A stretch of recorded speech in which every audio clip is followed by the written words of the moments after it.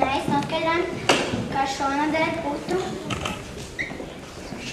putru katru rītu ēda Laura, Rainers, Annika, Lana, Adrija, Alise, Bruno. Mēs veicām pētījumu, ar ko ēd putru. Visvairāk ēda ar ievārījumu, tad ar kanēli un cukuru, tad ar medu un vēl ar sviestu. Mēs rakstījām savas putras receptes. Manas sildošās brokastu putras ņām recepte. Sastāvdaļas: 1 krūze auzu pārslas, 2 krūzes karsts ūdens, šķīpsniņa kanēlis, šķīpsniņa kardamons, šķīpsniņa ingvers.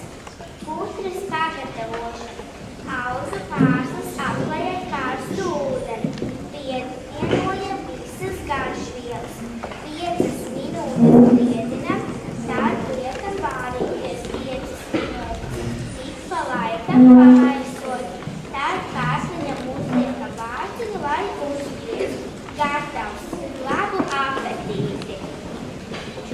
Mūsu klasē vispopulārākā putra ir auzu pārslu putra.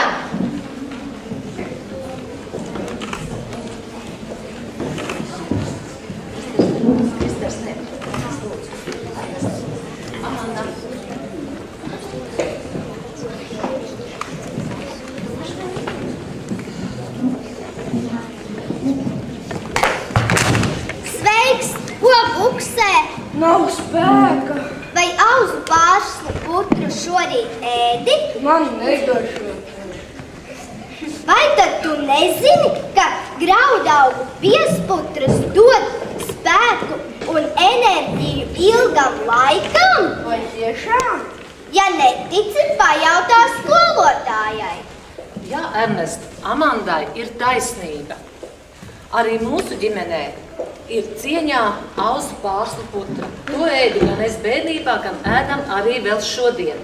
Un arī es, kā mamma, saviem bērniem katru rītu vārīju auzu biezputru. Mani bērni gan labi mācījās skolā, gan arī sporto. Esmu paņēmusi līdzi 2 sava dēla medaļas. Viņš piedalījies ir vairākas reizes Rīgas maratonā, un tā ir pusmaratona. Cik tas ir kilometru?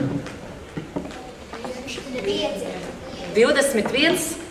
Un mans dēls spēlē basketbolu, un te ir viena no viņa mīļākajām medaļām – Latvijas basketbola līgas medaļas.